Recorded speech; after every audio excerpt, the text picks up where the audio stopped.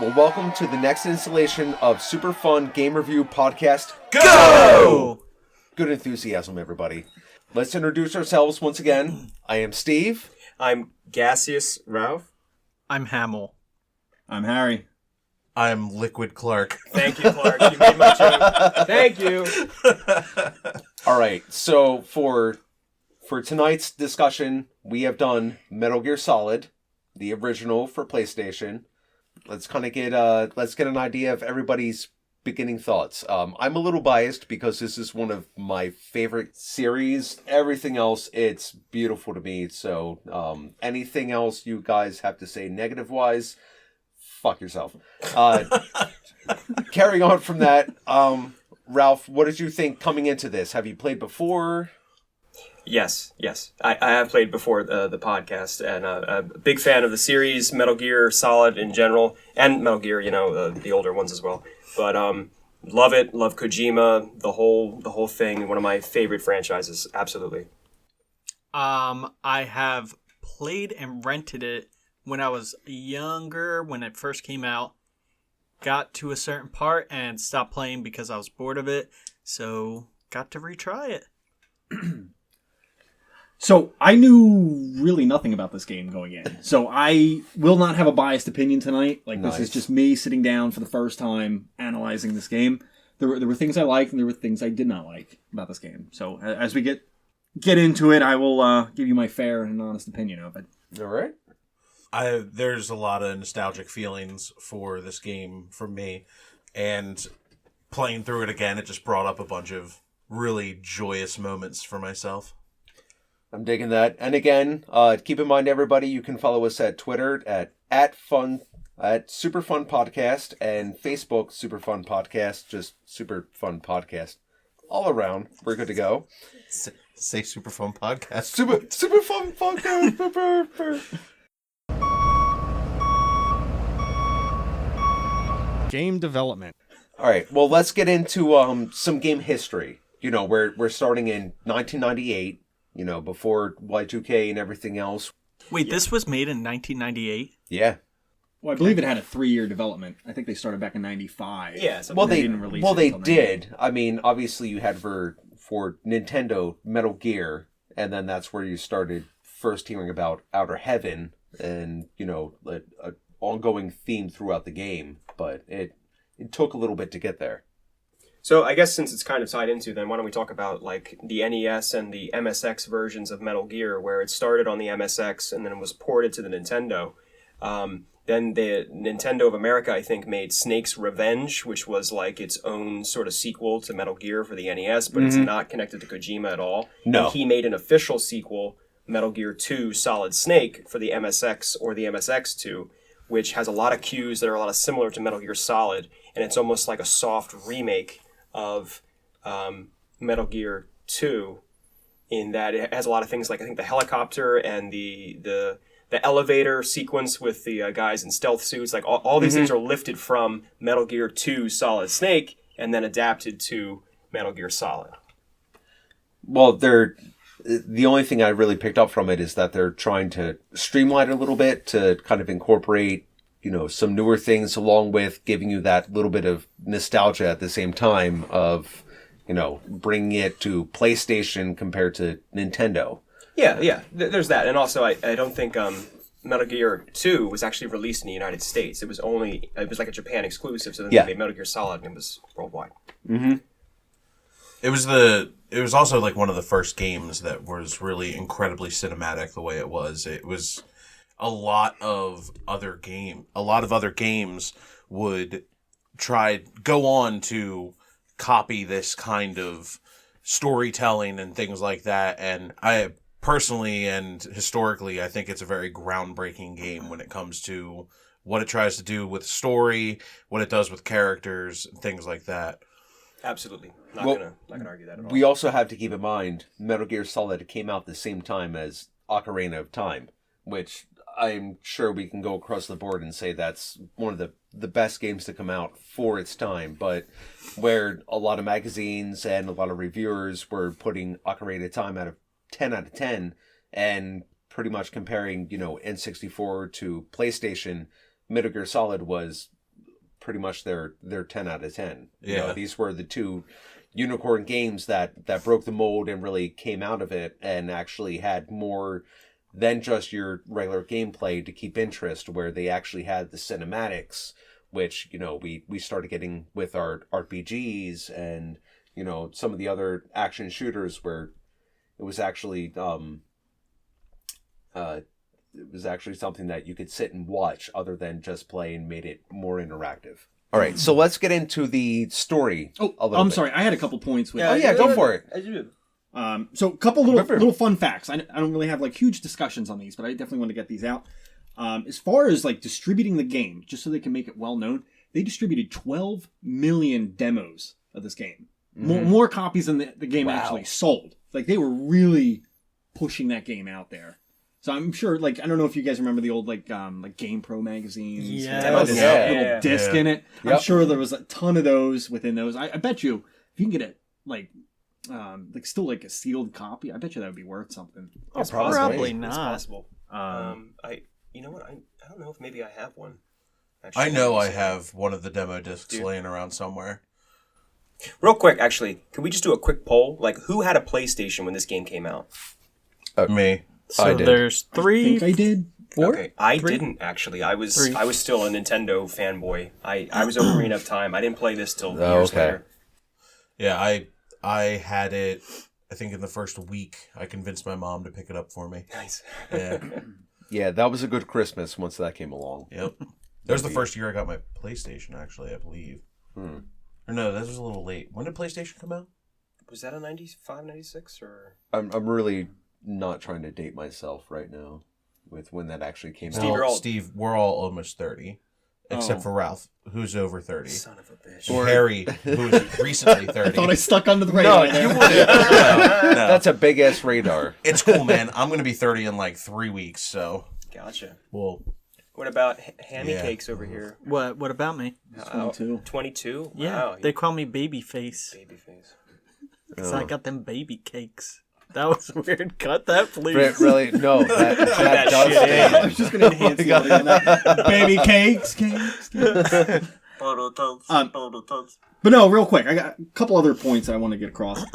So to enhance the realism of this game, they had the Huntington Beach SWAT team demonstrate explosives and firearms so that they can get like a realistic take on like using these weapons to put in the game. And I think Kojima even said, like, there was a quote, like, if it's not realistic, what's the point of even making this game? Yep. Which is a good standpoint to have for the fact that Coming from the guy who invented, what's the Fulton system for Metal Gear Solid 5 where you can take sheep and all that shit? That's actually a real thing. Well, okay, I don't mean like from, like, what, is it Thunderball, the James Bond movie where he uses it or whatever? Yeah, But- it was also like that's real thing. a real tested okay, weapon. okay, all right, sure. But That, well, not to you have, like, the interdimensional version that's the upgrade, right? I mean, it's yeah, kind of okay, the yeah, same. that's a little different. I just don't think of realism all the time when I think of Kojima. At least not now. Yeah. But go ahead. Of course. But no, with the development of Snake specifically, his physique was supposed to be based off of Jean-Claude Van Damme, and accurate. his face, Walking. Christopher Walken. Did you get this on, like, his, Wikipedia? his entire aesthetic, like the clothes, the headband, the eye patch, the reason that he has a mullet is I don't think he had an Well, eye no- patch no in this eye game. patch. not. yet. He didn't have an eye Not patch yet. in that. Is there a yet. spoiler there? Because I only played the first two now.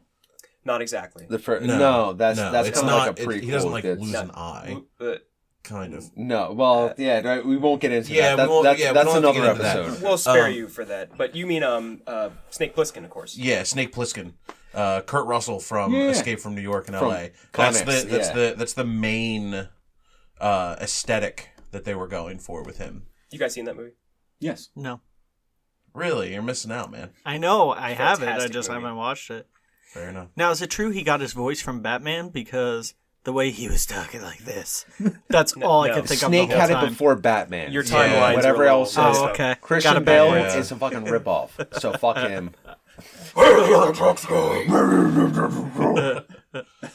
Liquid.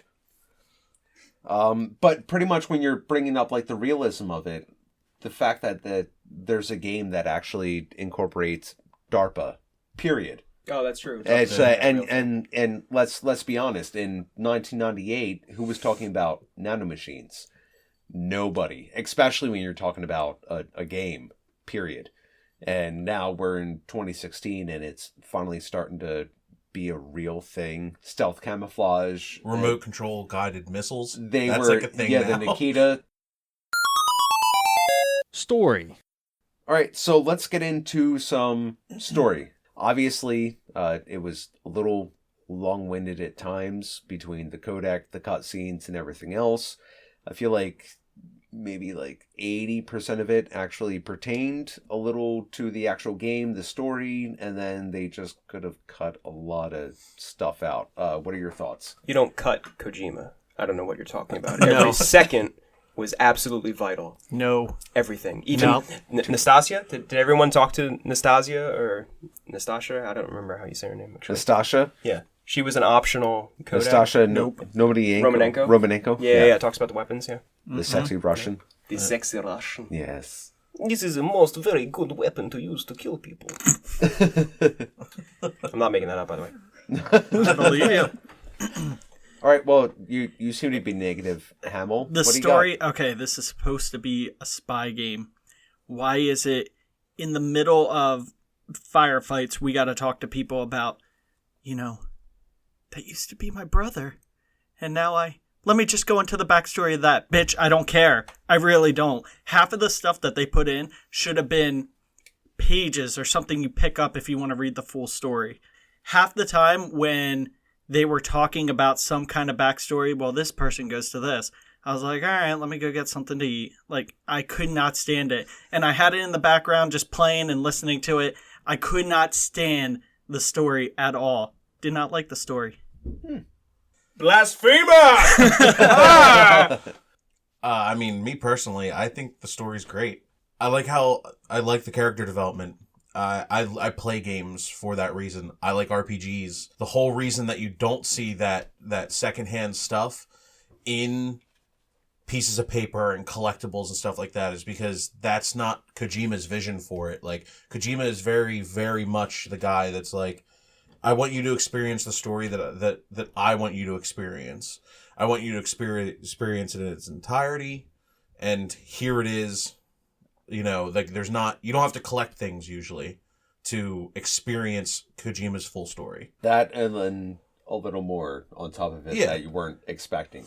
To have a little more than a little less, and that's why they make the X button for Hamill's sake if he wants to go through all the cutscenes. Yeah. Which you should never do that, but we'll deal with that after the podcast. You son of a bitch. No, I never skipped any cutscenes or anything. I was always listening to it. But they just were too long-winded. I could not. I mean, the whole point of this is you're on a mission. You're doing stuff. Why in the middle of the mission are you talking about personal stuff? If you're supposed to be a spy and somebody's listening in at all, now they have all your information and can. I just story-wise, I could not. I couldn't. Now, couldn't do it. Do you feel like it would be better placed somewhere else, like if you were just running through a hallway, all of a sudden just like a random conversation where all that comes out rather than in the middle of the battle? No, it's some of that was just like, I understand why it's necessary to be like, okay, so this person, Gray Fox is somebody's Frank brother. Yeager. Yeah. And that's fine. I understand you want to give a little backstory, but to go on 5 to 10 minutes about how he's your brother and all that, I honestly don't care. There's like a giant story payoff for all of that, right? Yes, I played the game. That part specifically? Yes, I played the game. Okay. Yes, I have played and listened to it all, and it's just parts of the story I could have done without. There are definitely parts of the game that are long-winded when it comes to the story, but you seem to be really isolating that section with Gray Fox and oh my god, what's her name? And she's in Metal Gear Solid 4.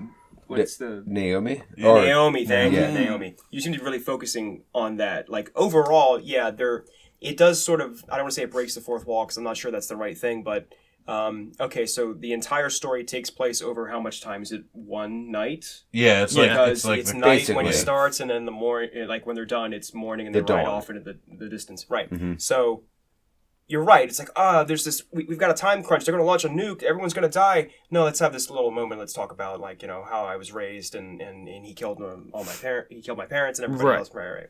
It does sort of not, I don't want to say not make sense, but that bit and the fact that it's long-winded, I can understand why you would think that or not necessarily like it. Now, to me, I liked every second, which just a personal thing. Like when it comes to the story, it's got all the 80s, it's got so many influences.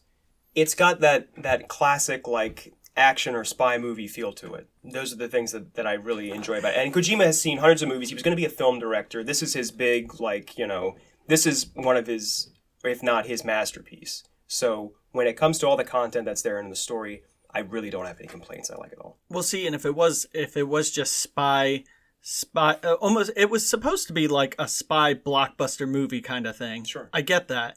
But do the spy part.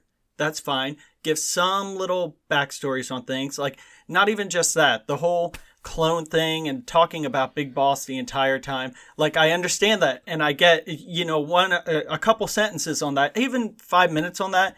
But like 30 minutes of, I'm the clone with all the junk DNA, and you're the good clone, and let me tell you how they do cloning, and then let me go into the scientific data here. And if you go to this website, you can prove my facts, and I don't need that. I really don't care. Talk about being a clone. That's fine. I know I need that for the story, and that was cool. But to go back, yeah, you were Big Boss's left nut. I was his right one. I don't need all those. I don't need those details. Like, what would that make Solidus then? The Taint. Solidus is the Taint. I'm the Taint. I'm the Grundle. And I get, like, he was talking about the clones, and then later on he's like, and by the way, there were like 20 of us, but we had to do something where we junked those, and we were the only two left. I don't care. You're a clone. Cool. We got past the clone part 20 hours ago. Let's move on. Or 5 hours ago. Let's just move on. I get it. You don't like me. I don't like you. We're going to fight. Let's do it. Let's get on the fight. Emil, this franchise isn't for you. And that's fine. Yeah. And that's fine. And there were other story things that I couldn't get past either, such as Otacon. Otacon and Sniper Wolf.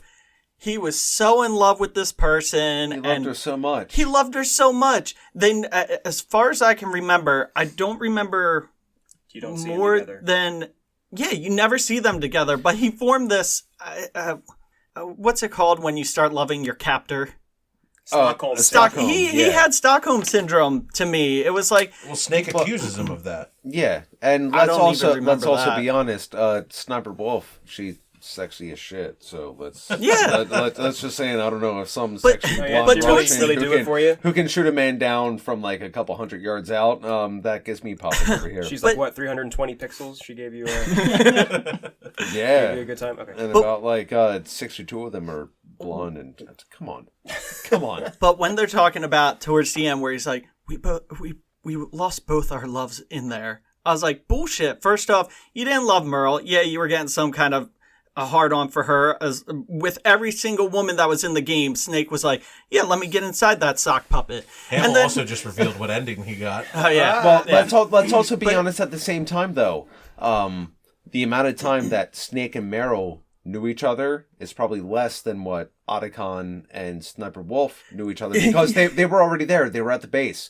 Yes. And he was already taking care of business. Yes. And hopefully, for his sake, taking care of a little more business than usual. No, because he's pissing himself by the locker. who's taking care of business exactly?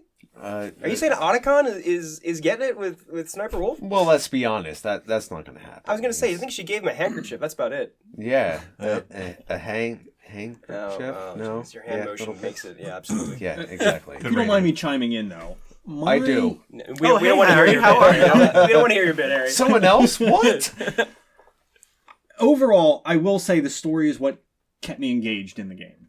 Because I had a real struggle the first hour or two, but I thought the story was what was compelling me to invest more time in the game. What I didn't like about the story, and this has nothing to do with the story, but I didn't like the balance between story and gameplay in the game.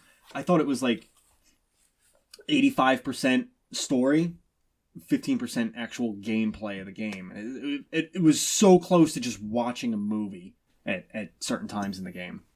You can't really argue that. That's absolutely true. Yeah, no, absolutely. I mean, No, yeah, does the rest of the franchise follow Oh, that? just you wait until we play Metal Gear 4. Well, Oh Just yeah, you and wait. it's even 2. It's gonna go a little bit, but 1, 2, and 4 are really like that. I think with 3 is almost like a fan service game in terms of Yeah. that kind of thing. But They- then for 5, just to skip ahead way too far, like 5 is like the exact opposite of the rest of the franchise in terms of the story. You'd probably like 5 a lot, Hamill, because all the story are on optional cassette tapes that Oh, you yes. don't have to listen to. Please. Oh, cool. Please, There yes. are like so few cutscenes in 5. Give and- it to me. And I actually I consider myself a pretty dedicated fan. I'm going to sit here and it's like after the 20th tape from Code Talker talking about like different parasites, I was about ready to throw my PlayStation across the Oh, room. I have not completed 5 because, okay, yeah, the gameplay is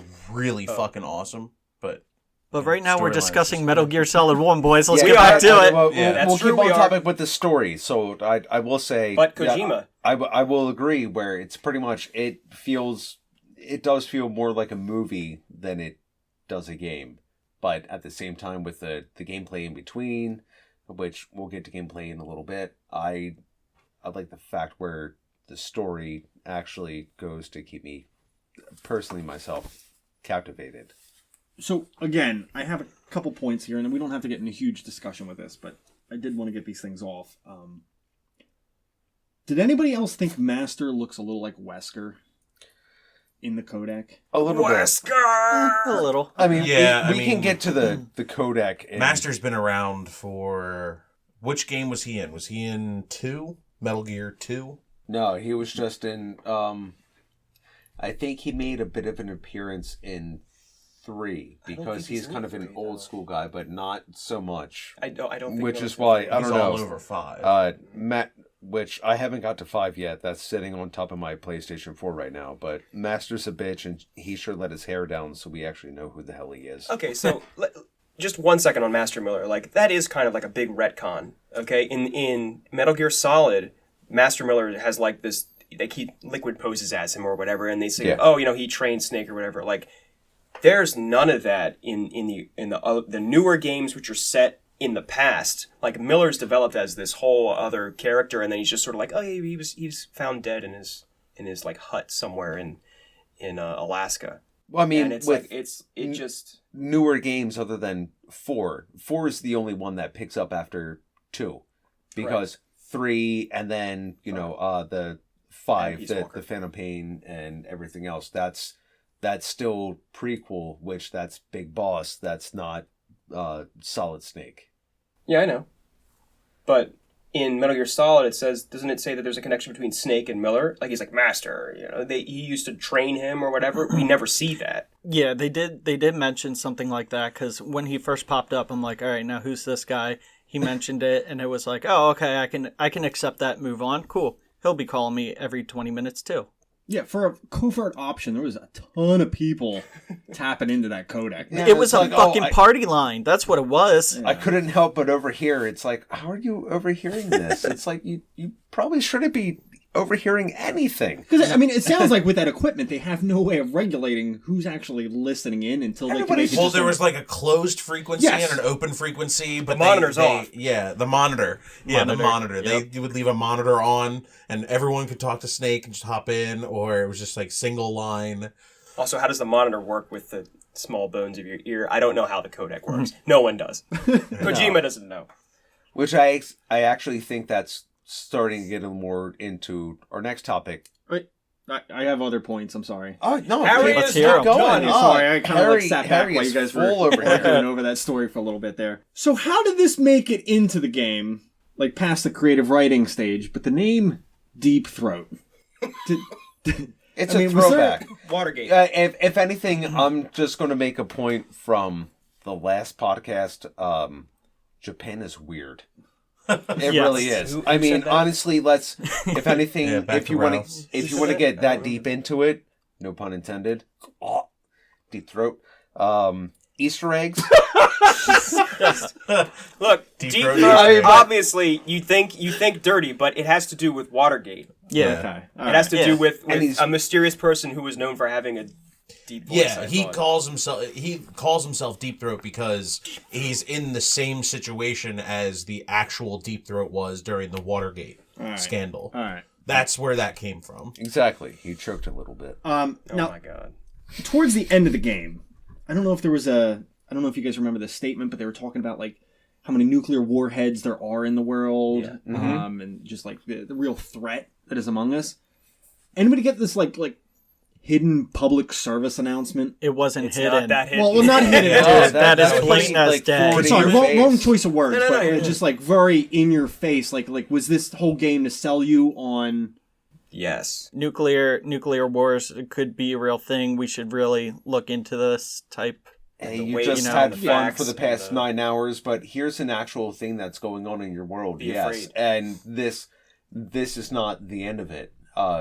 Metal Gear Solid 2, Sons of the Patriots, does the exact same thing. Man Yeah. on the curtain, is someone there, someone controlling it, everything else. Which I understand we're not discussing that, but still, if you're going to go along the lines of what they're trying to make you aware of, then yeah, absolutely. But also in the quite same admirable. sense, when I'm playing video games, it's to get myself out of the real world and not be taught a history lesson.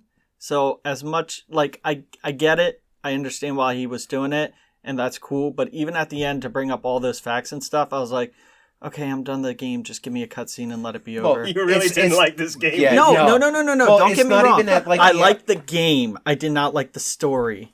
It's not even at the end of the game. It goes throughout the game. Well, yeah. You know, with dealing with Kenneth Baker, you know, the DARPA chief, everything else, when they start talking about nuclear arms and everything else, this is a real topic.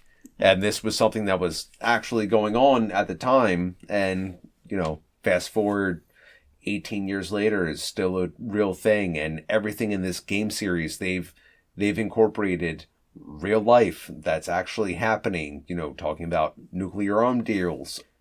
We can Google how many active warheads there are in the world. You can get an approximate You'll be on a number. list. Yeah, Yeah, right.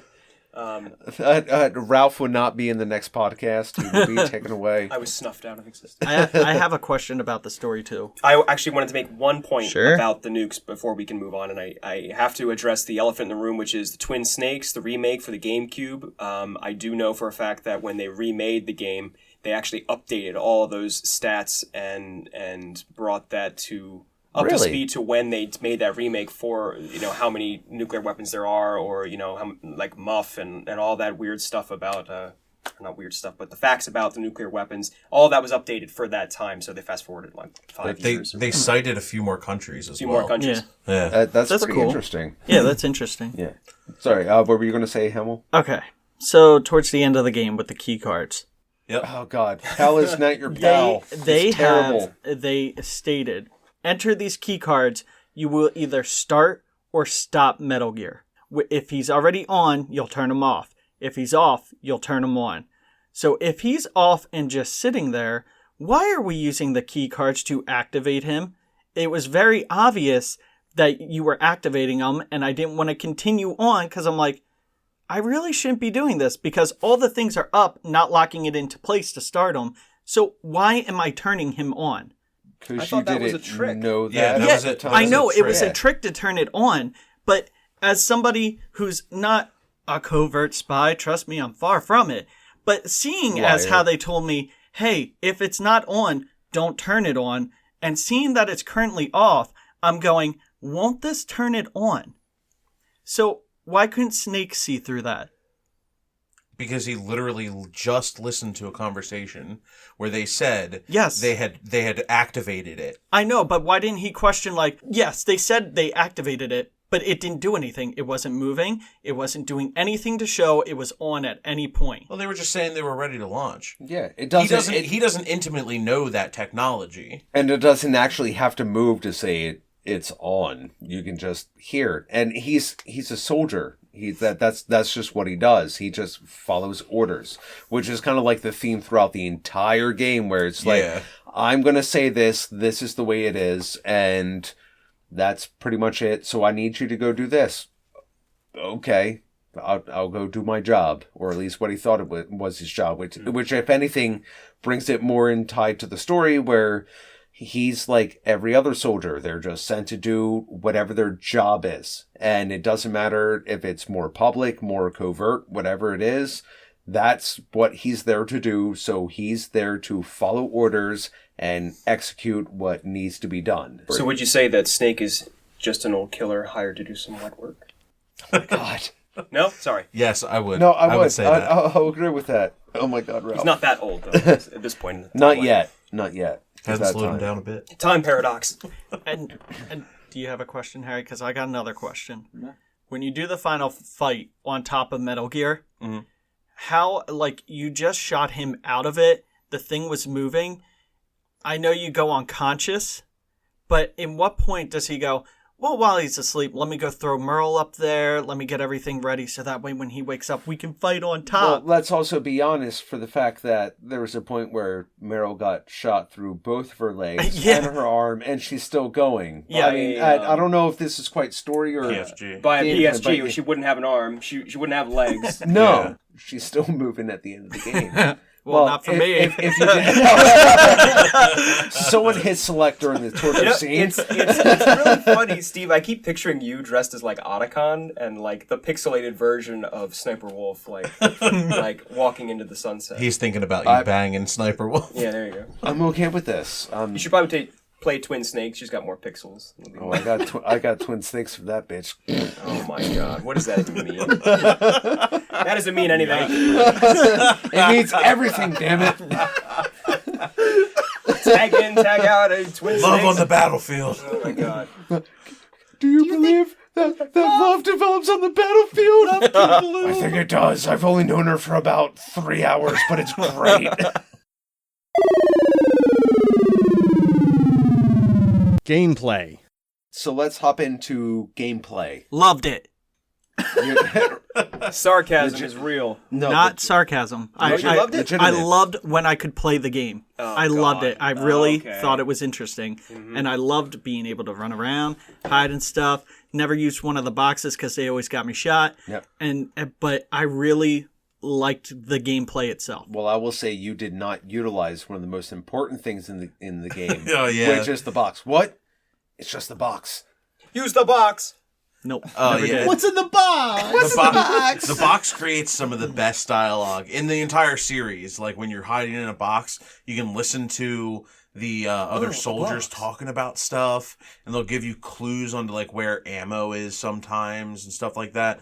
It's pretty cool. The cardboard box is like an awesome item. It's iconic. It I mean, is. not really to never mention used you're it? just literally No, running around. I would use the box, but I would use it in the most the worst places. So I would be on a catwalk and somebody would be coming up and I'd jump in a box and someone would come up and just be like, "Hey!" Bah, bah, bah, bah, bah, bah. So they walked into it. Yes. Okay, yeah, then it doesn't. Pretty Yeah, much. if they walk into it, you're fucked. Well, no, I would also hide it like behind a wall so it looked like it was just a box in the corner, and they would stop and look and just kind of be like, "Nah, you ain't doing this," and then just start shooting at me. So then I guess you didn't know the little trick with the wolves in the box, right? Like if the wolf will pee on you, like if you hide in the box near the wolves, they'll like sniff it, and Yes. pee on it, and then you can use that pee box to always sneak by the wolves. They won't attack you. Well, you could do that with the handkerchief too. Yeah, but you put But the you lose the handkerchief, handkerchief. at a certain Yeah, point but where you- the box, you can just have P box. And... But don't you lose the handkerchief like after you have to go back there But ever but again? the pee box is the No, point. not necessarily. The pee box.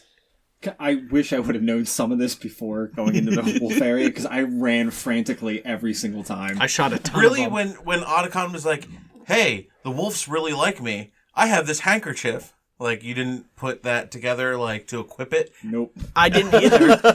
course. I looked that up later. I just shot every single wolf. I did. You shot him? I ton did, of 'em. I did. You Oh could just my punch it and not kill the wolf. I did No. that the first time through. I shot all I'm the just wolves, kidding. and then But they kept coming back. once I got the handkerchief, then Fucking heathen.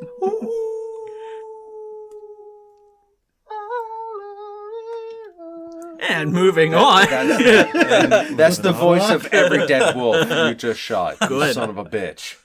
I really enjoy the gameplay, but there was some weird stuff that they threw in there. Like, did you know about the air duct when Meryl was in the cell? Yeah, if you go past it like 3 or 4 times and keep looking down, eventually she's pantsless. Yeah, she's not wearing pants. She's in just panties at some point. Again, bringing back from last episode, Japan is weird. You could fuck. You could also shoot. Steve, you and those pixels. I don't know what's going on there, man. Sniper Wolf, Pantsless Meryl, Meryl, bring it all on, whatever. I was a 12-year-old at the time. Can I say, like, the gameplay, okay, there were a lot of aspects that I really enjoyed. I liked how many different gadgets there were in the game. I like kind of utilizing these and try to figure out, like, what's the best way to use a lot of these gadgets. But goddamn, were the controls frustrating as fuck. Yes. I cannot tell you how many times I was trying to sneak by a camera, and then all of a sudden he just jumps off the wall and runs right in front of the camera. Yeah. It was so frustrating. Like, there was a lot of times I was just trying to sneak. And for a stealth game, you'd think they would really hammer in some time on the controls. Because there were just so many times where it's like, I did not mean to do that. Or how many times did I fall into the fucking molten whatever trying to cross that beam? I would let go of the stick for just a second, and instead of just standing up or something like that, it just jumps right off into the shit. I don't know. That's where I really Snake. That's where I really found the analog stick is a lot easier to use than just the D-pad. Yeah. I was using the I analog use the stick. analog stick. Well, then you just fucked up. No, it wasn't me. That shit was just. Oh, that frustrating wasn't as you. So, yeah, that must have been the game, not user error. The one thing that it also, along with the controls, the guns, trying to shoot certain people, especially at the end when you're trying to get away in that goddamn truck, shooting people, like trying to make sure you had them in your sights was so hard for me to do, especially when they're moving and it's like at that angle where bad guy McGee clone is going up on the truck. Liquid. He's like on the other side and you have the pillars going through and you have the laser sight and it looks like you're on him and you shoot and then he's just like, and fuck you, just blasting you away. Some of the gun stuff I felt like could have been better, but man. I know, and I did that. I was just going back and forth, but it even like in the elevator when the stealth people and they're all shooting at you, and I was like, okay, well, let me shoot back. It was like I could maybe take one at a time, and I had to make sure I had a ton of rations to get through that. Really? Yes. Did you click on your thermal goggles so you could see where they're all at and just... Well, I didn't need them. I could tell where they were. Because, did you get the thermal goggles? Yeah. Okay. Oh, yeah. It was like the Predator where, like, you could see, like, the outlines of them, and that was fine. I could see that, and I didn't have a problem, like, looking for them. It was a problem of when I would go to aim at a specific one, someone would shoot me, and then it would, like, bounce all the way to the right or to the left.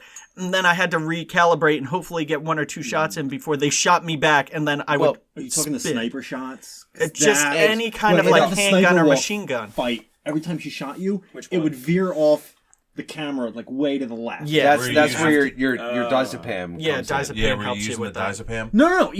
Even with that. But yeah, he's correct. It would like I'm just saying, veer. whenever she got a shot off on you before you hit her, it would shoot your camera view like 90 degrees to the left or the right. Yeah. And you'd have to try to line it up again, but then you would have to basically break the cycle at that I don't know. point. Stand up. I almost feel like that's where it comes into the player aspect because all I really had to... Hey, yeah. Okay, just so that's say just yeah, saying, that's fine. guess what? You suck because all you had to do, even if you get hit, is unequip and equip it again. And as long as you're in that direction, it's going to point there. Not to mention, she had a laser sight on you, so all you had to do was look at the little red dot and then hit her. Yeah, but And when that you're in was- that first person mode and you're like, you look at her and you see the red dot staring right at you, if you didn't move it because it was kind of slow to move the sniper around, if you were just a second off from hitting her and she hit you, you're back over all the way to the right looking at the wall. Yeah, and then quit being a bitch, realign yourself, and shoot her before she shoots you. Okay, I I want to got a bad interject. score just out of spite. To Yeah, Steve. now Okay, I want to. Fuck you, you're cool. I didn't say anything yet. Oh, you're cool. I wanted to give my points on the gameplay. Yeah, sure. Okay. So yeah, I definitely feel that the aiming aspects within the game, it's difficult. I think it's difficult to aim. It takes a little bit of getting used to, and maybe on your first playthrough, it's still a little rough. I know Agreed. what you're talking about with No, the yeah, sniper it is a and little everything. awkward. Yeah, no, it's.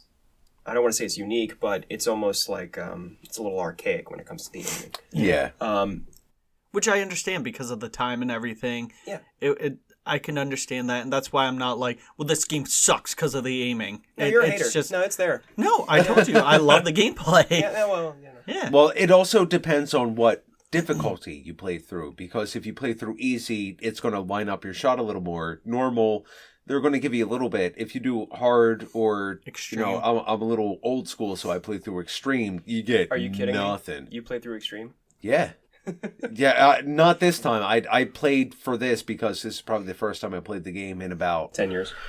easily. Yeah. Okay. So I just went through normal Sure. because you know to go through hard and try to get it done in 2 weeks with the amount of time we all have. That's that's going to be a pain in the ass. I'm going to be swearing at the TV more than I usually do. I'm just busting your chops. That's all. Well, I played it on normal. I don't know about the rest of you guys. At normal. Normal. Yeah. What did everybody play it on? So I'm wondering. So we have. It looks we have like Harry played it on easy because the look on his Harry face. Easy, right? Yeah. Yeah. I played it on normal. I've played it on hard and extreme before, though. I was more interested in getting through the game so that I could play through the entire game. Right, Ralph? I played the easy mode for No Man's Sky. I didn't pay for it. Oh, well. No, which I still have to give you your game back because that's just No, I gotta that, give Ralph his game back. No, that's Yeah. that's soiling my apartment right now. Soiling. It's soiled it. I put shit in the case. It was poop. Anyway, back to the gameplay. Personally, this is one of those games where X is out, like back out, and circle is advance, and that's one of those things that I just can't wrap my head around anymore. Like it's an old thing from the PlayStation That days. fucked me up a little bit. Yeah, like when I was beginning to play, I was like, oh my god, if I called Mei Ling so many times when I meant to like get out of the menu, like it was driving me crazy until I finally caught on and started to remember that no, circle is yes and X is no. It's Which- the traditional Japanese Right, and that's controls. why the controller was made that way, as I understand Yeah. it. Like circle means yes. But X means at the, no. at the Right, same right, time, right. there's certain points where if you want to go to save, you hit it tells you to press X to save, but it just backs out rather than No, I didn't. circle and go through. And there were some gameplay aspects I really liked, like with that stupid card reader. You have to have the right one, or you have to have it. having to heat it up and cool it down. I thought that was really cool. Oh. Yeah. Especially at the time, that was a cool puzzle that would have taken me at that time years to figure out. But because I used to GameFAQs.com, I was able to say, "Oh, here I go. I just go over here." Shameless plug. I dislike the backtracking, but that's just me. Like, Yeah, the I didn't like- backtracking for the sniper rifle and for the card Right. key is just like, oh my god, Yeah, it's it's like- advanced. Like the game is. Oh, she got shot in the legs and the arm. Oh, go all the way back so you can get a sniper rifle, so you can be a sniper too. It's Yeah. like what the fuck is this? Yeah. Did anybody notice her life ticking down after she was like on the ground? And I was like, "There's no fucking way I'm gonna make it all the way back there to grab a." No, and then you come all the way back and she's not even there, so it doesn't matter. All you have and to then, do is leave the screen. No, I understand, but I mean, still, it kind of throws a sense of urgency at you. Well, yeah, and of you're course like, it does. Well, yeah, Ah, shit. Well, she's gonna be dead. yeah. Well, the whole game is a sense of urgency, which is why I think a lot of us, let's do this because this is something I'm very interested in. Who played it to where Meryl lives? Who played it to where she dies? Spoiler alert, but it's been out for, almost 20 years, so go fuck yourself. Almost, yeah. Steve has told us to go fuck ourselves 3 times now. Good. So I pretty much played where I got through the torture rack and she lives at the end, which I played both ways. I go both ways. Where honestly, making that joke with you. but I got through it. So how did you play through? Meryl lives. Meryl always lives. Yeah. There is no alternative. Well, Meryl lives. Only little bitches play the game, and Otacon lives. Yeah, so then you get self-camouflage. So really? all right, and then Hamill's Otacon lives. Oh my god! Oh wait! Otacon lives no matter what. Well, Merle was dead on that Metal Gear, just laying there next All right, to a bomb. I've never been to your house. I've never been to your. I don't know your situation, your setup. I just picture you like it's late at night. The lights are low. You're playing there, and you're like, oh my god! You're clicking circle. Like, come on. No, It's like, all right, this is a little bed that I'm going to put you on, and you're just like, fuck this, and you just No, let it go. that's not. I was sitting there jamming that square button like I was With a pounding my fist? pud. Yeah, That, I was that like a really hitting good, that. I'm gonna say that's a really good revolver. Well, That's nice. I'm going to A let nice you ocelot. know, if you were jamming the square button, that's why you lost. Circle, whatever button it was. I was hitting it. I was hitting it, and I was just like, "Oh, there's no way I'm gonna make it through." Because he actually makes a comment where he says, "And if your life goes down all the way, it's game over." So I didn't think that was an option where I could just end the torture and just let it go through. I thought if I hit 0, I'm dead. So when it got close and I was like, fuck, I'm not going to be able to do this, then I gave up, not knowing there's another ending if you let them just torture the shit out Yeah, of you. but at the same time, then you get stealth camouflage, so that's kind of the better. Other than unlimited ammo with the bandana, I mean, come on, I want to I'd be take invisible. unlimited ammo all day. Oh, I'll be stealth. Period. Don't use a turbo controller. All right. Oh, yeah. Yeah. Yeah. Which is a lie, I- because when I I- was a kid, I used a turbo controller. What? And he did not know. He did not. He's a fucking liar. I almost Revolver turned on ocelot. turbo and I was like, no. I'm going to play by his rules. And then I fucking lost it anyway. Mash X. Not X, square. I was hitting that R2 button I like no swear. day. Fuck, why my life not going up? Shit. Okay, so Harry, who lived at the end? Meryl. I Yeah? had Meryl live. The only way, right, Ralph? The only way. The only way to play this game. Ah, a bunch Fuck of bitches. Clark? Oh, Meryl lived. That's not even a question to me. Save the lady. There you go. Well, then you didn't get that okay. great line. We both lost both of our loves this tonight. Whatever. Snake never loved her. It's a bunch of BS. Come on. So I figured. Couldn't save I love you in a day. So I figured one of you guys would bring this up at one point. The Psychomanus boss fight Oh, of course. Yeah. that was using the other controller. Let's Oh, talk yeah. about how awesome that boss fight That That is. was yeah. a really unique Yeah. boss fight. It actually took me a couple times to figure it out, and I knew something was off because they really like. They hammered it Yeah, in. they did hammer Yeah, the well, point they did in, it. They but did I- it twice because there was the initial as soon as the boss fight started, it popped out with that, the video screen. But, Hideo. Yeah. Princess Hideo, Hideo. yeah, I know. Right. So Hideo. you had it at the very beginning. I thought they just misspelled video. No, not really. Harry, I know you played it on the PS2. When it came to reading your memory card, did it read anything, or did it say your memory's completely clean? Like, what did it I do? did say something, but I don't think I have a lot of games on it. It's a fairly new memory card. Oh, okay. Which I'm really glad that you brought that up, Ralph, because just to let you know, for if you have certain games on your PlayStation memory card, he will read it and he will actually verbalize, oh, you did this. Kind of like nuances, leading towards it. He but broke the fourth wall, kind of. oh yeah, definitely. And it was cool. But this is a Konami game, correct? Yeah. Yeah. Was it only registering with other Konami games? It is certain games, but I don't know if they're just Konami. Not just Konami. No. It's everything that Kojima had made up to that point. So it's like, oh, you like police knots and stuff like that. You played Barbie's horse racing, you little bitch.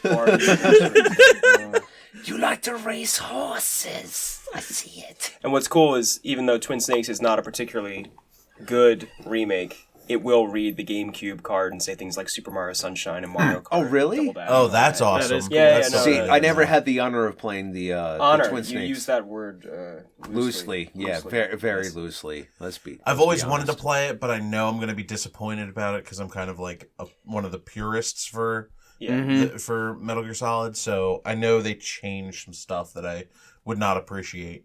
Well, what they did is they put Metal Gear Solid 2's gameplay into the game, so certain levels, it's just like, oh, I'll just like the first level or the first area that has the tank, and it's multi-level with the cameras and stuff. You can just like skip all that. It sort of breaks some of the conventions of the game. But if I were you, I would just go on YouTube and watch the cutscenes, because the cutscenes were changed and sort of kill the whole thing. It's just way over the top and ridiculous. Well, if I'll have to check that out. if it killed it, then why? Like, killed it in a good way? Or No, like Snake is like Neo. He I think the tank. I don't need that. The tank with Vulcan Raven shoots at him, and he he like slow motion like backflips over the shot out of the cannon or other weird stuff. Just trust me, Twin Snakes is not that good. And it's one of the most important video game bosses in history. One of the most memorable and one of the most important, in my opinion. Which one? Sorry, Psycho Menace. Oh yeah, that was cool. He makes a lot of like when they do like a top 10 list of like the best bosses all the time. Yeah. He's like a perennial top 5. True. Yeah. On almost unanimously on all of those lists. Like Liquid, pff, forget him. No. Psycho Yeah. Mantis. yeah, Yeah. it's Psycho Mantis. As far as boss fights go, I had a real struggle with fighting the Metal Gear boss. Oh, yeah? I like Really? Yeah. it took me like 4 or 5 tries to get through that fight. Well, That's yeah, it? it takes a little bit of time. And I think the issue was I didn't have a lot of the what's the grenade that does the Chaff. Chaff. Yeah, those Oh, grenades. Chaff. I think I had like 4 or 5 You at know- that point in the game. You know, if you just ran around the room when you had 0, the important ammo that you needed to use would pop up. Even if you grabbed it, it would pop up if you just went to the other side of the room and came back. Harry, did you play this without a guide? Yeah, I played this without a guide. Okay. Oh, sure. nice. I was- Which is the way you should play Well, it, I- at least yeah. for your, I for your figured first it's a time shorter going through. game. I can really challenge myself on this one. Yes. So, Nice. Fuck you guys. You used a guide and you killed Meryl. Yeah. Unforgivable. Atta boy, get that stealth camouflage. Oh my god. Well, playing without a guide, how did you really feel about the gameplay going through, like, as a completely new person to this entire series? I will say every single boss fight took me more than 1 try. Sure, absolutely. I mean, some bosses took me more than actually. There's one boss I think I did it first try. It was the second time you fight Raven in like the cube, The meat kind of rocker? Oh, area. Yeah. yeah. I just kept hitting the homing missiles on him with the stinger. and Yeah, whatnot. yeah. And Nikita. Well, that's the way Nikita. to go. Nikita's the You can see the the camera. one that you. yeah, it actually gets to the Guided point. I ran out of missiles. missiles, so I started planting like the C4 charges everywhere. Oh, Which and is then a that's good way And to I go. would just put them like on every single pivot because I knew he would come around it eventually Yeah. and just blast them all at the same time. Nice. And can we note that it was just awesome that all these bosses, there wasn't just one way you had to do it. You could do multiple things. Yeah, Like absolutely. Sniper Wolf, the second time that you fight her, I was able to just hide in a corner and shoot those Nikita missiles over to her and just blast her without getting hit once. And I just hid. Speaking of the missiles, I didn't find out until the second fight, with the actual one where you kill the sniper, that you can go inside the missile. Really? Like first The person of the missile? entire part of the game up till that point, I was doing the overhead view of the missile. Oh, you never hit Frustrating as triangle. hell, though. Oh, yeah. Like, it was so much easier to actually get first-person view in the could? missile. Yeah. Yeah. Whoop. I mean, there's definitely... Oops. Doesn't that make the sequence where you have to blow the power conduit? Like, doesn't that make that harder when you didn't have the first person? Yeah, it's Glad you a asked, little- Ralph. Yes, it did. So a fun fact that not a lot of people know is there is actually a second way to defeat Psycho Mantis that not a lot of people know about. If you are unable to plug the controller into the second port, say it's broken or something like that, Campbell will call you and tell you to shoot the statues that have the gas masks on them in that room, and it weakens him so that you can actually kill him. That's funny. That's cool. Yeah. Actually, because I played it on the PlayStation 3 version, I couldn't change controller ports, so I had to go in, like, pause the game, change the menu, and change my controller to a different one, like, within the PlayStation menu in order for it to... That's what I did on this one too, because Yeah, yeah. I played it on Vita. So I actually really? had to I had to configure all my buttons differently because there were touchpads instead of R2, L2. So you played it on the toilet. No, actually, it stayed in my room the entire time. Clark, you're good. I know, I understand that I'm good, but I didn't lying. play it on the I toilet. understand that, I'm good. Play you on the toilet. Knock, knock, knock. Clark, what are you doing in there? Nothing. This gun is the greatest gun ever made. The Cold Peacemaker. I like how you're covering your mouth away from the Yeah. microphone. What do you mean? You can't hear me. There's just going to be long silent bosses. So My hand! I have a question. Did everyone see the after cutscenes or the after credits cutscene? Yes. Hamill, What was it? Because maybe I didn't. Revolver Ocelot pretty much sums up the rest of the story. Nope. Closes the story out for everybody. I don't think so. Hamill. But quote unquote closes the story because they leave it open It for continues number 2. it, but it Was it ... question mark? Nope. Oh. No. This was the part where they talked about Snake actually being the inferior one, correct? Yes. Instead of Liquid. So Liquid. This was then they talked about Solidus. Yeah, they talk about Solidus, of course. the third clone, The third who's also Snake. the George president Sears. of the United States. Oh my god.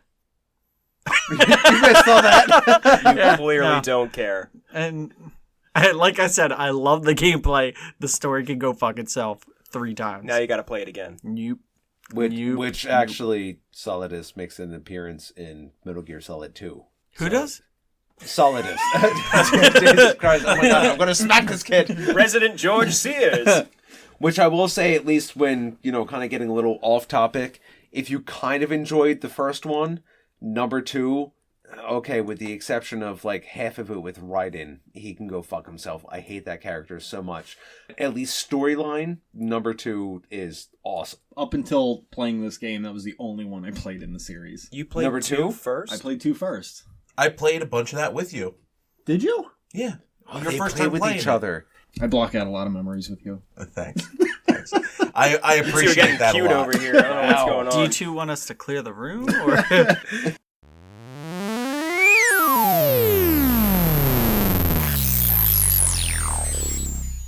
Graphics. Graphics. It's PlayStation. We're all kind of spoiled with graphics by this point. But for the time being, it was pretty decent. yeah, for the time being, they were awesome graphics. I'll give it decent. It was still pixelated. Donkey Kong Country had better like graphics going along. What? Yeah, What are you talking about? go play it and then It's come hard. back To, to it's me. hard to compare the two, though. He's greater than Metal Gear Solid? Graphics wise. Okay, hold on. Are you done with your graphics thought, or did you have more? I mean that's it's Okay, great. I'm floor is taking open. over. All right. So when it comes to the graphics, this I bitch. have to admit that for the PlayStation, it's actually incredible what they pulled off. The 3D camera and the cinematic view of the world, everything is to me anyway incredible. Now, True. the characters don't have eyes and they don't have mouths that move, but it's still, to me, it's one of the best looking PlayStation games, and that's just hands down for me. I don't have any complaints when it comes to the graphics. It can get a little hokey and goofy because they don't have eyeballs or the mouths that move, and you just see like a head like nodding up and down and moving. Yeah, But, which was and a lot of it was in codec, so you don't actually get cutscenes, but they're not. The codec's used more for the story than the individual cutscenes. Which I'll say codec has a little more like when it comes to like the facial features, a little more like graphic savvy, like because you can actually see mouths moving and like some more reactions, which you're not going to get with the regular game. Again, with like you're saying, it's they did really well with it. For the cutscenes, we also see other games that they can make use of the graphics and pixels, everything else, and I feel like we could have a little more to it, but again, it's especially for what was out at the time, it was Right. really good. Right, and that's the thing. Like, I don't know anything about the architecture of the PlayStation, but when it comes to what they were able to do in 3D for that time, it was like one of the pinnacles. I mean, it's not a Final Fantasy like cutscene or anything. No. It's not a Final Fantasy like 9 or 8 cutscene, but I have absolutely no complaints with. Yeah, the not to graphics mention of for the Solid. fact that you can just go from top-down third-person into first-person view. There's very few games at that time who were actually doing something like that. All right, I'll be that guy then. Maybe it was because I played this game on a high definition TV with your PS2 through component cables. Or Yeah, you No, can't I do played it that. on the PS1. I think there are other PS1 games in this era that look better. Blasphemy! Name one. Like what? Name one. I'm just saying, a lot of the Final Fantasy games, I think they look Okay, a lot. those crisper. are the thing with that is you are moving along a picture in those. It is just a rezzed out picture. It's not a full 3D background that you're constantly moving through. It's a completely different genre of thing. Okay, Re-render regardless. I can Render see backgrounds. where he's coming Yeah. from. So let's take, Yeah. for instance, Final Fantasy VIII. Okay, well, I'm just Cut. regardless of that. The That terrible first game. hour I played this Eat a game, dick. I had a hard time actually observing what was going on. Like, I really struggled to, like, I thought I was going to have to quit, like, a couple hours in, because I could not tell what was going on my TV screen. especially crawling it through those vents. I had trouble with the vents. That's true. It's dark. Like, a lot of the game is dark, in my opinion, and it just... Graphically, it really took a toll on my eyes. I'm not gonna lie. Harry, you also need glasses. You're also No, like I'm good. 50. Yeah, yeah. No, you're yeah, not. didn't you have glasses? I did. I sat He on them did. a long time ago, and now I don't have them. It's been about 7 years that he hasn't. I had did them get on a- his face. He still walks into walls. Literally walked into a wall last night. You walked into a wall? Yeah, sides. Were you like, in a it box? wasn't- What? Were you in a box? I was going down my hallway. He's in the box. Were you in Not a box? No. Were you sneaking around your house in a box? Nope. Were there any security cameras you were trying to get by? Security camera. Full circle. Wait, hold on. We were just talking about a box, and you took full circle for the security cameras. Because he was saying, He had problems with the security cameras. Oh, Yeah. Are you Okay. listening, Clark? Come Come on. Are on. you paying attention? Wait till be a you hear test. this later Vaguely. on. But no, Son of a graphically, bitch. I did struggle with the game, especially like the design of Meryl too. I just You like them did thicker? not. I don't know. I did not care for. You like character that design at all. triangle ass just running through the halls? Giggity. Totally broke my train of thought. I thought it was hysterical how much they were like. Wasn't there even a whole part where they were like, you have to tell Meryl is one of the bad guys by the way she walks? By Yeah. the way, her Yeah. butt Which, wiggles. which really Yeah. isn't that hard to do. No, I know. Even though Yeah, I, Steve, we know you were ironing up all the pixels. I know. I accidentally capped the bitch. That's not funny, but You shot Meryl, on accident. but then you also let her die. But okay, Because the gunshot. back to the wound. point. Yeah, it Never wasn't mind. I the had two no to the point. thigh and the I'm one to the sorry. arm.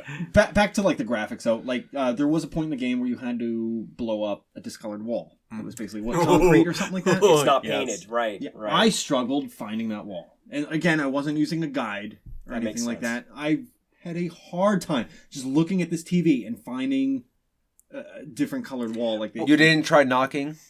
I did that Oh, after the a while knocking too. works. That's true, doesn't it? Yeah, because it sounds, hollow compared to everything else. But Yeah, you but had a hard time. I'm just saying it takes a while to go around knocking literally every like foot and a half. You know what I mean? Like Were you knocking on heaven's door? It also doesn't help that the colored wall was on the front part of the wall that you couldn't see unless you went into first person view. Oh, no, that's true. Negative. Harry, I think it's commendable that you were able to pull the game off without any kind of a guide Yeah. in a decent Yeah, amount of that time. is definitely the way that it should have been played the first time. Yeah, because at any time when I started playing this, 15 years ago, I didn't use a guide. So good job on keeping up with 13-year-old Steve. Good job. You fuckers. Meryl lives. No, she In dies 4 and of the it, 5 games here. Yeah, I'm not gonna lie. The torture scene wasn't that difficult. He said he was mashing on the square button. We know why he didn't do it. That was The gameplay was shitty, the graphics suck, everything's bad about this game. All right. Well, What- now what's you're your- just being sour. I am. What's your graphic point? Did you say it already? It was cool. It was good. I mean, for the time, thinking about what was going on at that time, I have no problems with it. It was great graphics for the time. Like you said, the third person, the first person mixed well. I didn't use first person that much. I could see what was going on. I could tell which walls were, discolored. So we're good. What did you play it on? I dug out my PS4 or my PS3 and then ported it to my Vita because I wanted to experience it on The toilet. No. God damn it, Ralph. So on the Vita, I had the luxury of Sitting on the toilet. high resolution, but also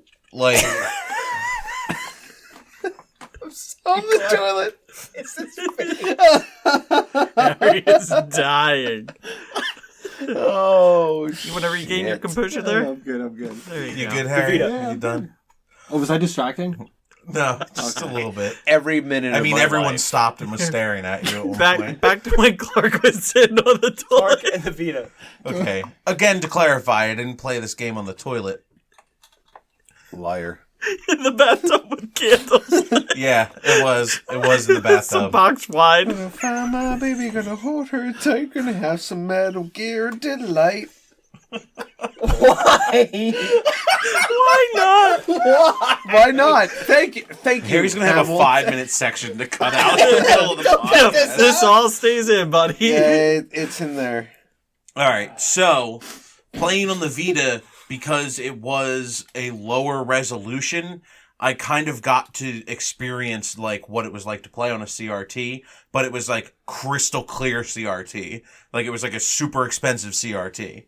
So everything was really clear for me. It was it was really nice to play it on something like that. I think it was actually better than the TV that I originally played it on when I got the game. I tried to hook it up to my curved screen TV, and it would not read it at all. Apparently, my PlayStation does not have enough power to actually push the video to the TV, so I had to plug it into the old one. It was just a giant pixelated mess by that point. I would rather play on like a 23-inch TV rather than the one that I actually played Not a it on. 21 or a 22. Or a HDD. laptop or a Pick, computer. pick the middle! All right, so real quick, I just wanted to mention to Clark. So okay, that's a really good point. That okay, let's say the aspect ratio is like I don't know, would it be like 320 by 640 or whatever it is, Fancy. whatever Yeah, it natively yeah. is. Number If by you- number. If you shrink that down to the size of a Vita, that makes a lot of sense because it's just like the same idea as when you play like the Game Boy Advance player on a television. Obviously, you're going to see more individual pixels, and you're going to see jagged lines because the image is at a fixed resolution, but you blow it up. When you shrink Metal Gear Solid, it probably looks a lot better. That's a really good point. I never thought of that. Yeah, it looked fantastic on the Vita. Like, when we're done here, I can actually pull it up and just show you guys, like, actually how nice it looks on the Vita. Can you clean it first?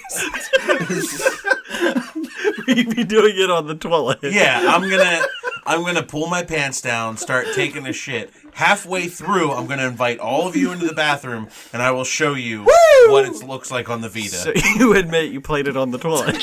That'll be the first time. You guys can all watch me play it on the toilet. Dibs on first. I would very much like to see that, though. Me on the toilet, Ralph?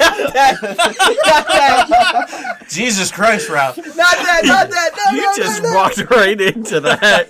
I just threw the door open and walked right in. Like when Clark So So, sit on his lap while he's taking a dump. all right, enough about the Vita.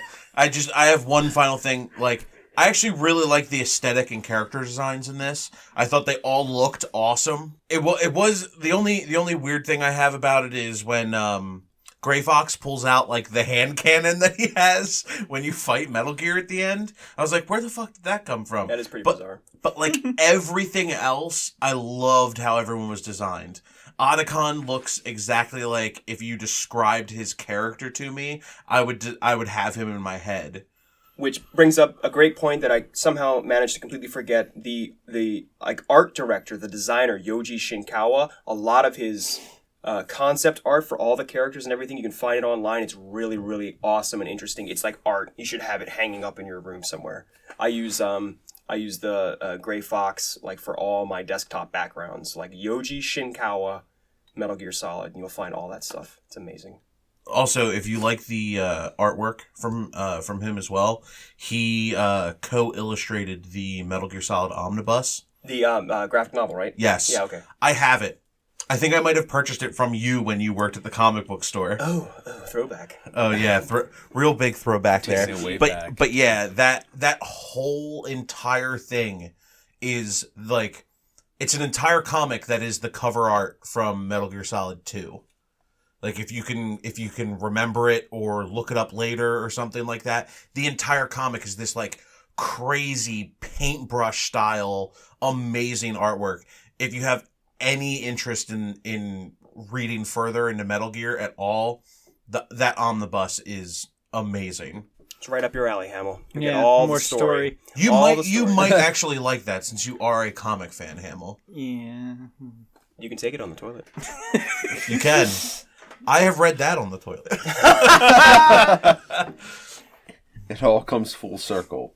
I don't know. The only thing with some of the graphics is I think there's a bit of a distortion between what you're doing in the game and what's actually happening. Like, the best thing to bring up for myself anyway is when you try to run up, sneak behind someone, and choke them. You need like a certain amount of gap, and where I feel like I'm already right there and choking them out is the difference between they're just going down and I'm snapping their neck or the alert sounds. Yeah. I mean, that's something that they definitely addressed later.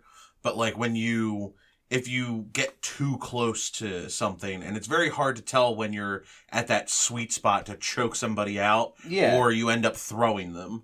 And as soon as you throw them, the fucking alert goes off, and you're like, God damn it. Yeah, either that or you have to run around again, and then all of a sudden keep throwing until they pass out or whatever it is. But that was one thing I found really annoying, just seeing where I am, where they are, and that little bit, and trying to find that sweet spot right in between of what's I'm safe and what's, an entire room filling it with gas, and then I'm dead. I had no idea you could choke people out. What? What? Maybe I played a different game. I didn't choke a single person out myself. Really? It took me like halfway through the game to realize I can judo throw them and everything. I was just punching them. If you snuck up behind them and went slow, you could just choke them and break their neck. When you fight Liquid at the top, yeah. You know how you kind of pretty much have to hit him like as soon as he stands up? Did you ever get him to fall off the ledge? Oh, multiple times. Okay. So if you throw him while you're up there, the second he stands up, he's eligible to be hit. It's the easiest way to dispatch him. Yes. Well, with that whole fight, I was kind of pissed because every time I threw a punch, it would go through his head. Like, you would literally see the fist through the head, and it would be like, you missed, and then he would punch me off the Metal Gear. Do some crazy kick and take half your health or something. Yeah, or headbutt me. I can't believe you didn't know See, that. and when he does the time. headbutt charge, if you judo throw him, he instantly interrupts that and throws him. Didn't know you could do that. Yeah, it's the way to do it, man. I'm just pissed when he was hanging off. I couldn't you say use "Long a live the guide king" and and, throw him. Not know that. Is Snake going to have to choke a bitch? Well, I used to like it. The one that I used was just like spoiler free. It was like, hey, next part you're going to go in this area. And did you skip over the part where they tell you how to like the controls and stuff? Because I know a lot of GameFAQs stuff. They do like a control rundown. Right. I didn't look at that at all. I just went with what I did. I didn't need it. Unlike you guys, I didn't need to throw people and chokehold them. I snuck past them. Hold on. Who got the good ending of the game? I did. Meryl survived for me. That has nothing to do with being a good call player. That the good ending? I don't know. If I get player. stealth camouflage at the end, I call that good ending. Just saying. It does back to graphics. Yeah, right? Yeah. Yeah, I do have another point to touch on with graphics that I also found very frustrating. The room when you're leaving, was it the tank hangar? To go to the snowfield for the first time? Yeah. Mm-hmm. There's those lasers that go up and down. It can be confusing. That was it was very hard to see on my, maybe again, it's back to the standard definition. No, that's okay. Yeah, it was even bad on the Vita. It's tough on any. That was extremely frustrating. I think I died like 4 or 5 times there just by like a toe crossing that line or something like that. Well, that's also something where you literally, like, the way the game works is you have to sit and watch how it goes down. Well, no, I understand. It's weird because I know the first one goes kind of slow. Second, third kind of is a little more, Yeah, no, I know. It just... I honestly have no problems with that. Hold on, wait. Harry, was I got easy. some... Oh, that's just for you. That's the bird being flipped to Harry by Steve. Thank you, Bird Ralph. is the word. I'm just saying, it was really hard to see on the television, and not to go back to controls or anything like that, but every time I would jerk him forward, he would just... Too far. Whoa! What game were you playing? I'm just saying, like, it was very hard to control movement for that part. Snake! We all know what you mean, Harry, but Yeah, you had a handful. and he had a cigarette afterward. Which is in the game, and it's great. Which I'm sure he used. What? What's Smoking? He has cigarettes. Yeah. Cigarettes. Did you not use the cigarettes? Hamlet? No, I didn't. I used the thermal glasses. I didn't. The know thermal glasses or the goggles? Goggles, whatever. I tried to use the cigarettes whenever I could because smoking is cool. So on the cigarettes thing, and this has nothing to do with the actual. This is more of maybe like an interesting thing. It's one of my favorite quotes. It's this whole thing where Naomi is explaining to Snake why it's bad to smoke, and it's this, like, it goes on and on and on. It's standard codec thing where she's just going on and on and on. And he's like, yeah, you know a lot about science, but you don't know how good a cigarette tastes in the morning. Yeah, and it's just like this deeply philosophical thing of like, yeah, that's great. You might like know what's actually bad for you, but you don't know what it's like to actually like maybe just live a little. Like, and I know that's like hypocritical of a cigarette, but you know what I mean? Like, it's a little bit of a statement of like, yeah, like, science, blah, blah, blah, blah. But like, yeah, I lived a little. Like, she was only pulled out of like a war-torn nation by Frank Yeager, who ended up being a cyborg and everything else. But yeah, cigarettes. Yeah, like she wouldn't smoke a cigarette. No. She like badmouths you for the smoking cigarettes. Yeah. It's like, well, there are worse things that could happen. Yeah, exactly. Like people dying. Being a but triple no, spy. cigarettes, that's the most important thing. It's one of those essential traits to Snake's character that he smokes cigarettes and has that devil-may-care attitude. He's like, I don't care. The cigarette's not going to kill me. I'm going to die some other way. And we can credit the cigarettes to the way he talks. Just like this, from years of smoking. We're going with that. Music. All right, so music. I feel like this is a foundation of an entire series that has nothing but good music. I love it. I couldn't agree more. I love the soundtrack to the first Metal Gear Solid, and I think I have the first 3 soundtracks on my phone, but the first one I really love. It's really moody, atmospheric, fun to listen to. I listen to it all the time. I drove to Chicago once and I listened to it for like 6 hours. I was just on repeat. I love this man. Crazy. Jesus. I love the music. Jesus wasn't there. He wasn't. All right. I'd have to agree. The music was really good. It's one of the few games that I did not listen to a podcast while playing. I actually listened to the music and everything going on.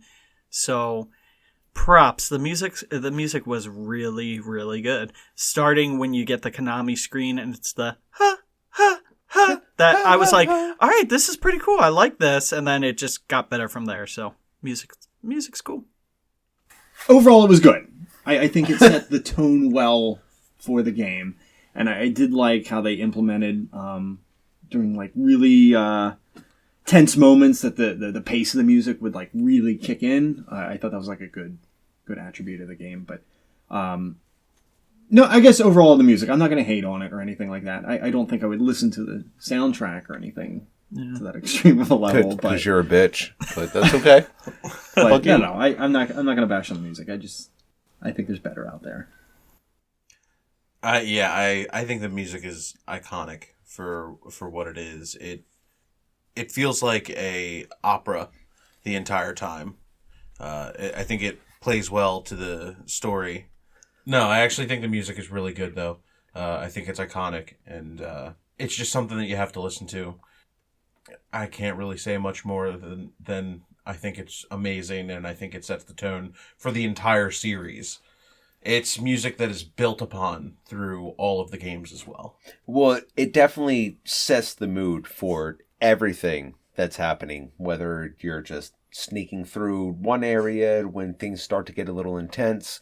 But this is one where it's not just this specific game where take the raft and float with it on, where this is going to be... Fuck you. I don't give a shit. Yeah, exactly. We're floating along. Where the music gets better with the games. And that's something that I will say. Like when you go from Metal Gear Solid, from the one we're reviewing right now, compared to number 2, it's leaps and bounds. It's amazing. Yeah, sure. Sort of to bounce off your idea about other soundtracks at the time, like that ties into what I think Harry's trying to say, was basically that the music's not made by Nobuo Uematsu.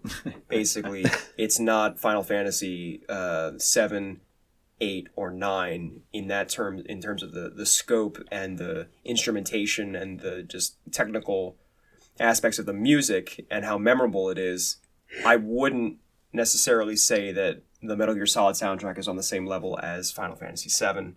No. Or 9, depending on who you talk to, or even 8, if you like 8, which I feel that's in the minority, but... I love 8. Fuck you. Do you really? I do. I didn't know that. Okay. Yeah. It's Harry's favorite. It's not my favorite. 6 is my favorite. Oh, really? Because Yeah. 8 was your favorite for a For a really long time. But then I played Anthology, and I think 6 is the best Final Fantasy out there. Was it because we voice acted all the characters? It's Be not honest. just that, but... I'm down He's for that. lying. Anytime, I'm down for that. But no, I think the Metal Gear Solid soundtrack is, to me, really important. But the titles that came out by Square Enix and had Nobuo Uematsu on it, would that be something that you would put in a category higher? Probably. Well, let's hop in a plane and fly over to our next segment. Oh, fancy bitch Harry over here. I was jumping on the raft. I'm on an inner tube going downhill in the snow. Oh, God. I want to go from Cuba to Florida. Oh, raft. I hate all of you, but let's get into... Hold on, I'm on a tugboat.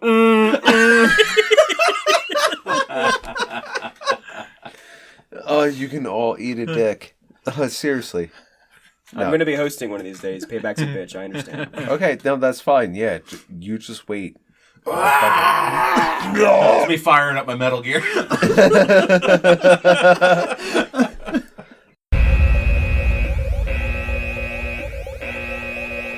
Final thoughts. So let's move on to final thoughts.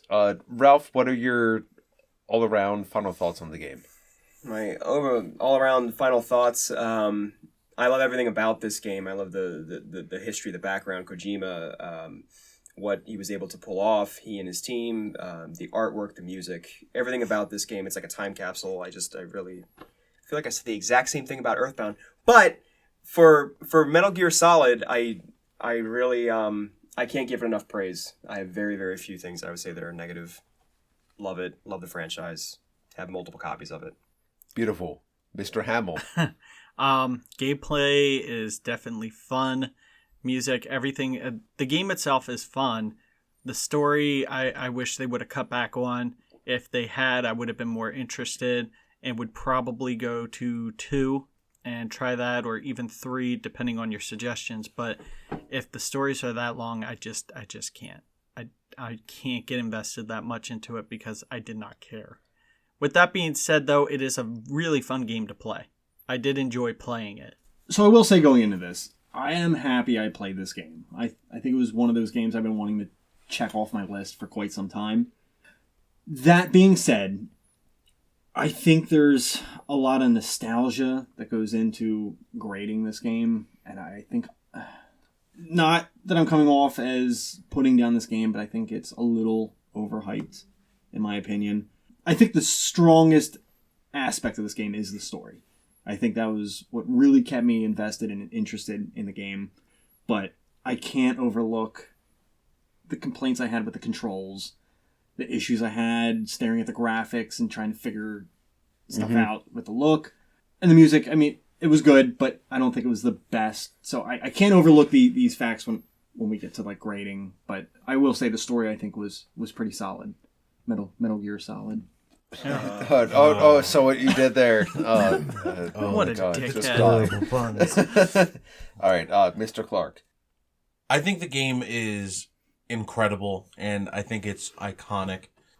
There's a lot of games that have tried to be this in the past, up until current times, that just fail to hit this mark of what this game can do in the terms of storytelling and gameplay. And I really, this is one of my favorite games that, if I ever made a top 10 list, this is easily a top 5 game for me.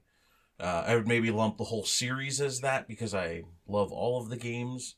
But I mean, when I played this game when I was like 12 or 13, the game to me was just so intense. Like from my first boss battle with not the first boss battle of the game, but like the first time I fought Gray Fox, when you have to pop the thermal on so you can see him and things like that. Like, just the game mechanics and stuff, it clicked in a way and has stuck with me throughout my entire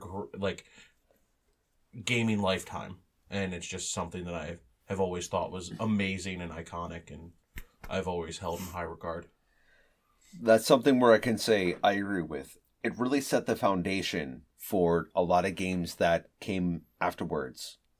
They went with the in-depth story where they were a little past their time with the topics they dealt with.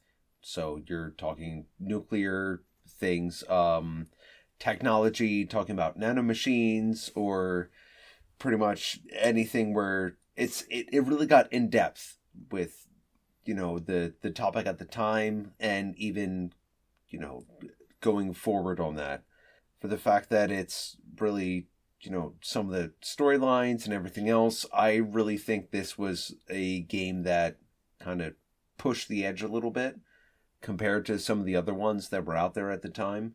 They took it a step further than everything else, and that's something that I really enjoyed and I really got out of the game, because there's very, very, very few that actually did that. So with that, let's go down to how we would rate the game.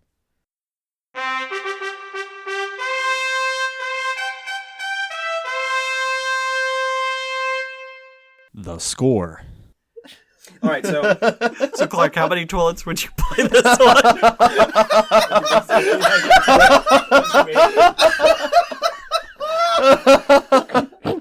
That was a good one. Oh, I love you, Hamill. 45 toilets out of 46 toilets. one public toilet out of one. Okay, so for my rating, I mean, I really can't go any lower than maybe a 95%. 95% out of 100. Obviously, I think it's great. Great, Mr. Hamill. I think I would pay $14.99 for this game. A strong $14.99. I've actually been thinking a lot about this. At first, I started with $4.99. I was like, it's not more than a $5 game. Then I was like, no, it is. The gameplay and everything, I would give it 10. But I think I would finally set it at $14.99. $15 game. Harry. So I'm definitely placing this above No Man's Sky. I would hope so. Come on. No Man's Oh Sky my is God, flying on really? a barrel. But I am putting it below Earthbound. I'm going to give this one a 7 out of 10. A solid 7. Solid 7. I saw what you did there. That's crafty. Mr. Clark. I'm going to continue with my arbitrary game grades. Listen to what I say, mostly. Yeah, I'm going to give this... fuck you, Hamill. I'm not going to do it. If my house had 8 toilets, I would play it on all 8 toilets. That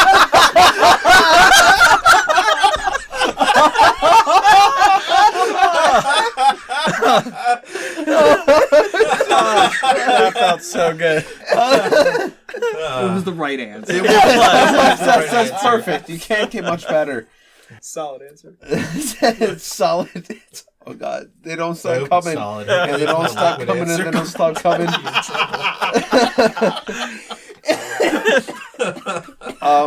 Me personally, I would give it an A-. There's some room for improvement, which they did with the next coming of games, but A-. Period. So this segment here, we've yet to receive any questions from our audience members, but we are trying to push questions from the listener to us that we can answer during this segment. So please get on our Facebook page. Once again, Steve, can you plug us for that? That would be Super Fun Podcast at our Facebook, or you can go to our Twitter at Super Fun Podcast. Sorry, thank you. So please, You're send us welcome. your questions. We'll get them on the air as soon as we receive them. Are we taking requests for games from people if they We throw them will out? be doing that at some point. We have yet to really implement that into the show, but we will be bringing that to you in the near future. We're working on that. We're trying to get everything going right now. We're new, so it is what it is. But any type of feedback would be awesome feedback, except the trolls, but we're going to get you anyway. Huh. But fuck you too. Also, if you like our podcast, please subscribe and rate us on iTunes. And tell your friends. He's right about that. Okay, so the next podcast would be Silent Hill. I am very excited to play this game, though. Yeah. 'Cause as many times as I've played it, I don't think I've discussed this game enough with other people. No, which I will beg to be differ. Just but, your psychiatrist. I mean, I'm pretty well versed in how much you love this game, so I'm looking forward to it. Never played it. which it Never will played be any of fun because this is actually a game that I first played with Harry for the very first time way back when we lived together, and I almost pooped myself. So we're good. All With the that. lights off. So Lights off, I have surround also sound. played this game the full way through with Harry. Actually, we all did it with Harry, so it's great. What are you playing? There's a question. Talk about other games we've been playing. Yeah, that's on the list. All right, so great. What have you been playing, Clark? I have been playing. I just started diving into Gears of War 4 today. Started playing the Horde mode. It's fucking awesome. You got to play a little bit of it, Steve. Hamill, did. you got to play a little bit of it. Since we're recording here today, and grinding my way through Destiny still. Finally beat the raid, and in the meantime, it's just kind of been some Madden 17. Beautiful, Mr. Harry. So the last game, I really had to pound out Earthbound, so I didn't have a lot of extra time to play other Pound games. that shit. So I was very excited to get through Metal Gear Solid fairly quickly. So I did pick up Rainbow Six Siege again. I'm hammering that out quite a bit recently. I really enjoy the game, and I don't know if you guys experienced the new characters. It's phenomenal. I really enjoy the game. Awesome. Mr. Hamill. I'm a creature of habit. I'm still doing Destiny, still doing Madden every now and then, and Star Ocean Integrity and Faithlessness. Playing those games until I beat them or I get tired of them. So I'm still on those. Nothing new. All right. Ralph? I've actually been chipping away at Earthbound still. I'm very close to beating it. I know it seems like kind of odd that I would keep playing it, but still really enjoying that. And between that and Metal Gear Solid, I really haven't had much time to play anything else. I played a little bit of Star Wars Battlefront and did the 20 gig update from when I first got it, but just played it a little bit here and there. But yeah, most of my spare time was Earthbound and Metal Gear. Nice. Myself, I'm still trucking away at Rocket League. That is my guilty pleasure. I can't help it.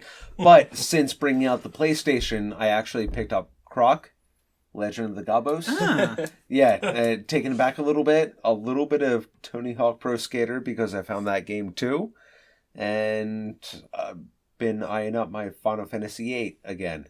Ooh, sorry. I actually totally forgot. I got some work done on my car yesterday. Yeah. My brothers worked on it. I had some time to break out my mom's Super Nintendo. Yeah. I out of the house. I played Earth Defense Force, Super Ghouls and Ghosts. Oh, Super Ghouls and Ghosts, nice! Sunset Riders. Sunset Sunset wow. Riders is a great game. All right, I'm coming I've over. never played Fuck Sunset that. Riders. Are we That's just a changing the great- game to Sunset Riders now? Bury me with my morning. It's a great game. Cormano is by far the best character in that game as well. Oh, well, yeah. Well, I mean, come on. Steve. Come on. Steve has pistols and not a shotgun. Makes him an obsolete character. Fuck you, fuck your mother. Well, thank you for sitting through again. We will be back in another 2 weeks with our Silent Hill. And there we go. Great sign off. Great sign off. Thank you for listening to Super Fun Game Review Podcast. Go! Beautiful. Harry's done. Are we good? Game over. Game over. Game over. Game over. Game over.